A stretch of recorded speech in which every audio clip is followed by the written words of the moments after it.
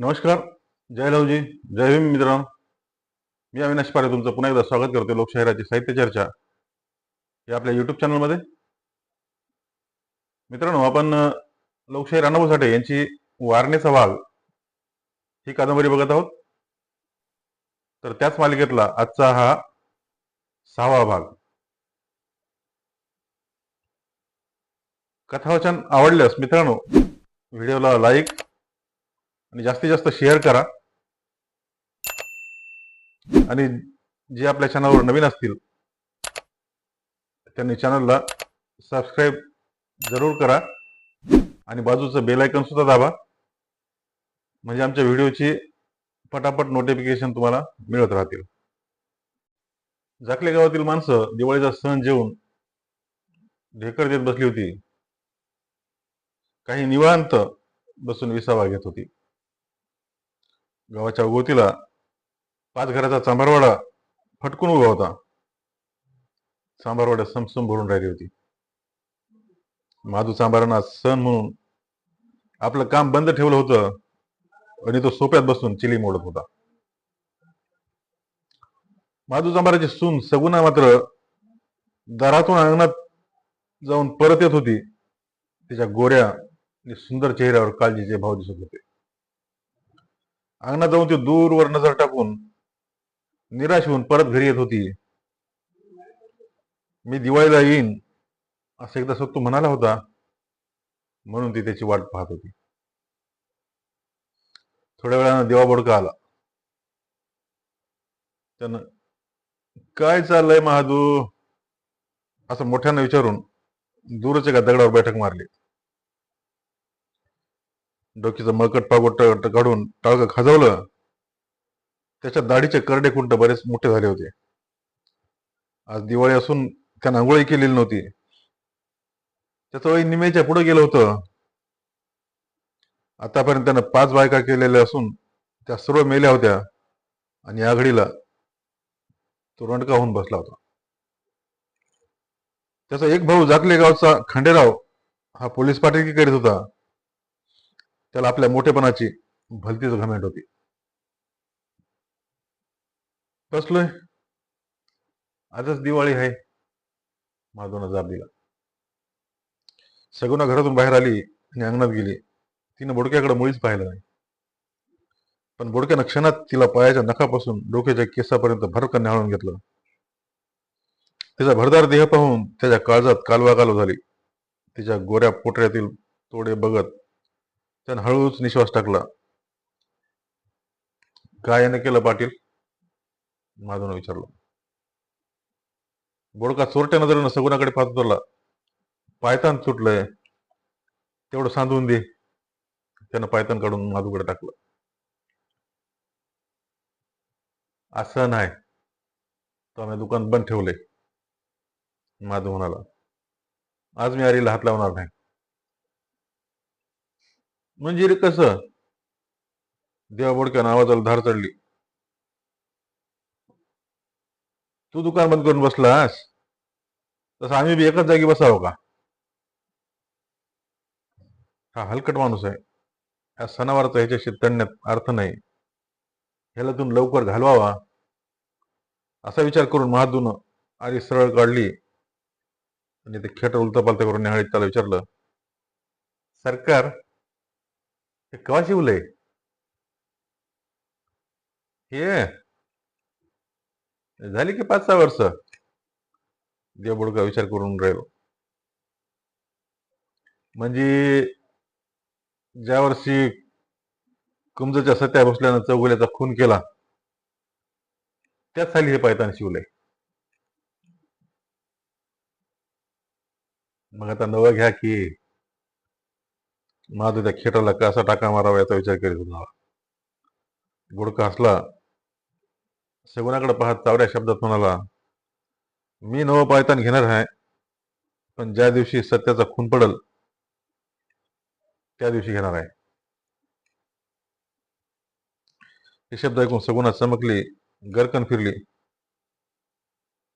तिनं जळजळीत नजर बोडक्यावर टाकली आणि आपला बोल सगुनाच्या वर्मी लागला आहे याचा बोडक्याला आनंद झाला. पर सत्तूचा खून कोण करणार आहे ते जवळच्या तेव्हा कळल. गहू तवा पोळ्या. आता बोलून काय फायदा आहे म्हणा. मुलगा गंभीर होऊन म्हणाला, झोपेत नाक फुगून म्हणाला, तो वारणा खोऱ्यात वाघ झालाय, हत्यार मिरीत हिंडतोय, तर वाघाला वाघ डरत नसतो. सगुणाचा संताप अनावर झाला. तो संतापलेला चेहरा पाहून महादून विषय सोडला. हे तो गुमान का मुरकू लागला. पण बोडका गप बसला नाही. पुन्हा ऐटीत म्हणाला,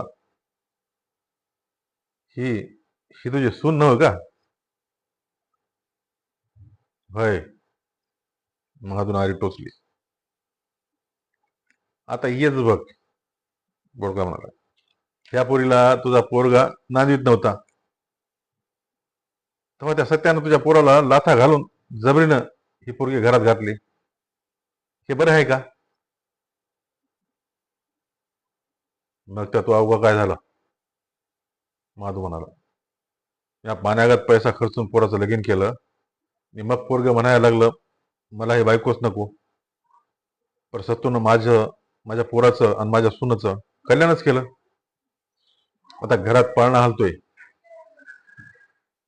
सांभारा, तुला काहीच कळत नाही. बोडगा तरकटून म्हणाला, समज आम्ही एक म्हैस घेतली आणि ती जर दूध दिना तर आम्ही तिचं काय बी करू, मारामागाच्या गाडग्यात घालू, पण तिला चारा घाला ही सत्याची शक्ती का?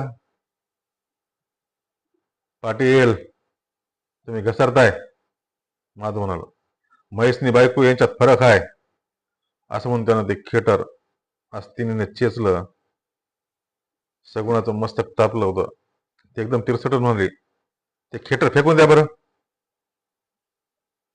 माणसाला राळाभर तरी अक्कल असावी, आणि ज्याची हाडं सरणार घातले ती त्यानं सत्तूच्या खुणाची भाषा करू नये.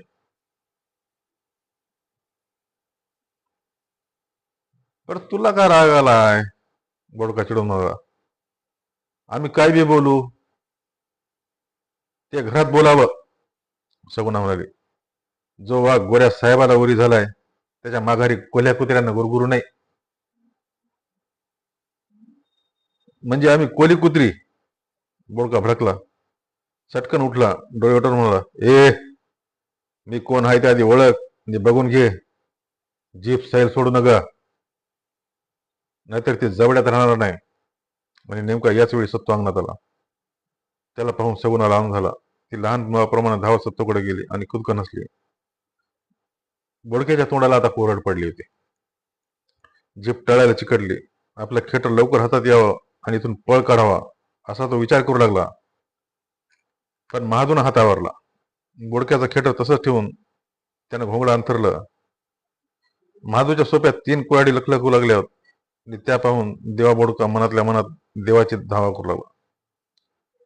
सगुणाच्या मनात, शेर आणि माझं बोलणं तिनं सत्तूला सांगू नये एवढंच कर देवा, अशी करुणा भाकीत होता.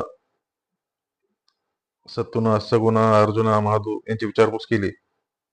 सगुणानं बोडक्याची सारी बडबड सत्तूला सांगितली. ते ऐकून सत्य खोळला. बोडक्याकडे रोखून पाहत नव्हतं. कोण रे तो? तुझं नाव काय? मी मी मी मी मी मी देव देव देव देव. बोडका सासरला. उठा सांग, कोण तो? सत्तू ओरडला, देवा बोडके. देवा थरथर कापू लागला. त्याच्या काळजानं ठाव सोडला होता. आकाराम, सत्तू म्हणाला, हा त्याच्या तोंडात एक सापरा. आणि आकारामची एक वजनदार चपराक बोडक्याच्या गालावर वाजली. बोडक्याच्या पायावरून एक वगळ उतरला. सत्तू गरजला, तू तसा का बोललास? सांग. हात जोडतो, एवढा गुन्हा माफ करा. देवा बोडका गया करीत म्हणाला, माझा खून कोण करणार आहे? सत्तूने खडसावलं. उमाचा उगुला. तुला कसं समजलं? उमाच बोलला, कधी आला तो उमा? 8 दिवस झालं. बोडका गया करीत होता. उमा नांदगावला आपल्या सासरवाडीला जाताना आला होता. ते माझ्या भावाचा मैत्र आहे. तुझ्या भावाचं नाव काय? खंडू बोडका. उमा नेहमी येतो का? येतो की कवा कवा. आकाराम, चला. सत्तू उठत म्हणाला आणि याच्या कमरेला कासरा बांधून याला फरफटत बरोबर घ्या. नका नका नका, बुडक्यानं हात जोडले. सोडा त्याला, जाऊ द्या सगुण होणारी.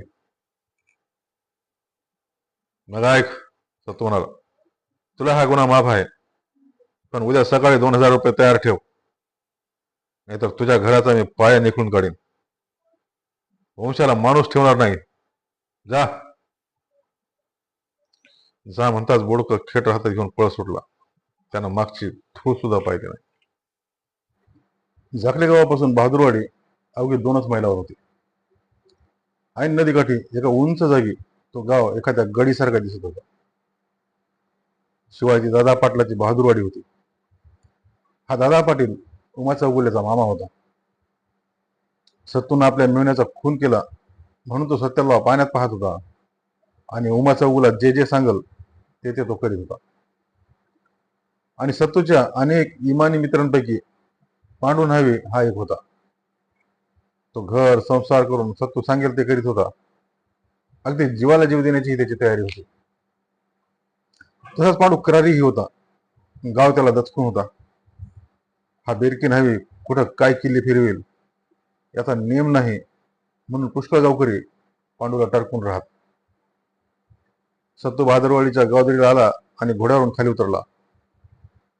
आकारामनं आपली माणसं सर्वत्र पांगवली होती. बहादूरवाडी दादा पाटील आहे, तिथं दगा होण्याचा संभव आहे अशी आकारामला रोखरोख लागून राहिली होती. पण सत्तू दादाला भीत नव्हता. तो घोड्यावरून उतरून म्हणाला, आकाराम, उगाच काळजी करू नको. दादा पाटील मूर्खाचा भित्र आहे. मी उभ्या पांडूची भेट घेऊन येतो. तो घोडी घेऊन येतोच, थांब. गोंदा माझ्या बरोबर येईल. असं सांगून तो गावात शिरला. पांडूला आनंद झाला. त्यानं सत्तूच्या गळ्याला मिठी मारली. नंतर त्यानं घाईघाईनं घराची दोन्ही दारं बंद करून घेतली. सत्तू त्याची विचारपूस करून म्हणाला, पांडू, मला घाई आहे, मी निघतो. बसा, पान खाऊन जा. पांडूनं चंची सोडली आणि तो सुपारी कातरू लागला आणि घात झाला. कित्येक दिवस पाळतीवर असलेला उमा चौगुला बहादूरवाडीतून दाखल झाला. त्यानं घाई करून दादा पाटील आणि त्याच्या भावकीतली 50 माणसं घेऊन पांडूच्या घराला वेढा दिला. पांडूच्या दारात कुऱ्हाड ठोकून तो म्हणाला, बहादूरवाडीकर मर्दानो, हिम्मत धरा, हटू नका. या सत्तूला जिवंत धरा, नाहीतर ठार मारा, पण पळू नका, खबरदार. सत्तून उमाचा आवाज ओळखला. गोंधळी गोंधळला. पांडू कौरावर झाला. सत्तून दोघांना विचारलं, गोंदा, पांडू, आता काय करायचं? बाहेर पडून मोहर येईल त्या कांडलीत निघूया. गोंदा गोंधळी लढायला तयार झाला. त्याने कुऱ्हाडीचा दांडा ठोकून मजबूत केला. पण सत्तू म्हणाला, गोंदा, तसा आम्हाला निघता येणार नाही. आपण 2-3 माणसं किती लढणार? मग काय करायचं? गोंदाचा चोर एकदम उसरला. तो भ्रमिष्ठासारखा बाहेरचा कानुसा घेऊ लागला. बाहेर गलका वाढतच होता. सत्तू शांतपणे म्हणाला, ऐका, त्याचं सर्व लक्ष माझ्यावर आहे. मी समोरच्या दारानं बाहेर जाऊन त्याच्या हवाली होतो. मी बाहेर जातच घराचा वेढा उठल आणि परसदार मोकळं होईल. तुम्ही दोघांनी भरकन जाऊन आकारामला गाठायचा. झालेला सर्व प्रकार त्याला सांगून पुढील कामं करायचे. तिथं 3 घोडी आहेत. एक घोडा गोंदा, तो वाटे घालवून फकीरा मागाला ही खबर दे आणि सांग की कुमजेच्या सत्तूवर हत्यारानं उपकार करायला ये. मी काय म्हणतोय लक्षात येतंय का? हो हो, बोला तुम्ही, गोंदा उत्तरला. आणि पांडू, तू आणि आकाराम 2 घोडी घेऊन दौड मारायची आणि गुणवंतराव, आनंदा यांना घेऊन या बहादूरवाडीला वेढा घालायचा. एकही माणूस गावाबाहेर जाऊ द्यायचा नाही. आणि गोंदा, मध्यरात्रीपर्यंत फकीरा इथं आला पाहिजे. नाहीतर घात होईल. आता आळस करू नका. पहा मी निघालो. आता भेट जगलो तर. असं म्हणून सत्तू भरकन समोरच्या दाराची कडी काढून अंगणात गेला. कुऱ्हाडीशिवाय अंगणात आलेला सत्तू पाहून उठलेल्या अनेक कुऱ्हाडी दबल्या आणि सर्वांनी सत्तूवर मुरकण दिली. सत्तूला जिवंत पकडून त्याच्या मुसक्या बांधण्यात आल्या आणि त्या गडबडीत गोंदा व पांडू यांनी घर सोडलं हे कोणाच्याच लक्षात आलं नाही. सत्तूला पकडताच उमा चौगुला आनंदाने वेडापिसा झाला. तो थैथया नाचू लागला. परंतु दादा पाटलाचा चेहरा गौरवून काढलेल्या मड्यासारखा झाला होता. इतका तापट आणि बेडर सत्तू आज असा नरम कसा आला या विचाराने त्याचं काळीज फुटलं होतं. तो मख्ख चेहरा करून नुसता पाहत होता. उमा चौगुला दादा पाटलाच्या पुढे जाऊन अंगठ्याजवळचं बोट नाचवीत म्हणाला, मामा शेवटी वाघ सापडला. खरं आहे तुमचं. दादा पाटील आजारी माकडाप्रमाणे चेहरा करून म्हणाला, पण हे वाघ लवकर तालुक्याला गुजरून मोकळं व्हावं असं मला वाटतंय.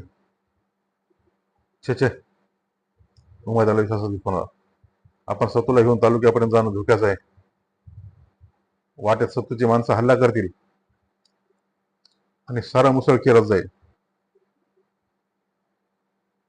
मग काय करायचं ते लवकर ठरवा. दादा पाटला तगादाच लावला आणि उमा चौगुला म्हणाला, आता काळजी करू नका, मी सारा ठीक करतो. तुम्ही सत्तूला घेऊन नदी काठी शेवऱ्यात चला. नंतर ते सर्वजण सत्तूला घेऊन नदी काठी दादा पाटलाच्या उमाशेजारी दाट शेवऱ्यात गेले आणि जखडबंद सत्तूला शेवऱ्यात टाकून 50 लोकांचा कडक पहारा बसून निर्धार चालले. उमानं लगेच एक चिठ्ठी फौजदाराला लिहिली. सत्तूला आम्ही पकडलं आहे, चिठ्ठी मिळताच यावं. आणि लगेच ती चिठ्ठी घेऊन एक माणूस तालुक्याला विटाळून ते सर्व नदीकाठी सरकारी हत्यारबंद फौजेची वाट पाहत बसले. आपण सत्तूला पकडलं, आता सरकारचे 5,000 रुपये मिळणार. त्यापैकी आपल्या वाटणीला किती येणार याचा सगळेजण मनातल्या मनात विचार हिशोब करू लागले. गोंधळानं जबर दौड मारून वाटेगाव जवळ केलं आणि मागवड्या जाऊन त्यानं फकीराची चौकशी केली आणि खुद्द फकीरालाच विचारलं, पाहुणं, फकीराचं घर कोणचं हो? तुमचं गाव कोणचं? फकीराने विचारलं. मी कुमचंच आहे. का आलाय? फकीराकडे व्हायचं काम आहे. काय काम आहे? मला कुमचंच्या सत्तूनं पाठवलंय. सत्तूचं नाव ऐकून फकीरा चमकला आणि म्हणाला, मला तुम्ही सत्तूकडे कवा दिसला नाही. मी गोंधळी आहे, गावगाव फिरतो. बरं, मीच फकीरा, सांगा काय काम आहे. सत्तूवर बाका प्रसंग उधळलाय म्हणून मी आलोय. तुम्ही हातपाय हलवलं तरच सत्तू वाचल, नाहीतर. फकीरा गंभीर झाला, म्हणाला, कसला प्रसंग सांगा तरी. नंतर गोंदानं सर्व हकीकत सविस्तर फकीराला सांगितली. ते ऐकून फकीराचं मन उद्ध्वस्त झालं. एक मित्र संकटात आहे ते ऐकून तो चरपडून उठला. म्हणाला, मला काय निरोप आहे सत्तूचा. माझ्यावर हत्यारानं उपकार करायला लवकर ये असं सांगावं आहे तुम्हाला. तो सांगावा ऐकून फकीराच्या वरमी बाण लागला. तो उठून म्हणाला, हा चला. दोघच? गोंदानं गोंधळून विचारलं. ते का? माणसं घेऊनच. फकीरा म्हणाला, पण तुम्ही इतका उशीर का केलात? काय करू, वाटच मिळाली नाही. दादा पाटलाची किती माणसं आहे ती? 50. पण हत्यारबंद. हत्यारचं मला सांगू नका, माणसं किती तेवढं सांगा. 50. गोंदावर रमला.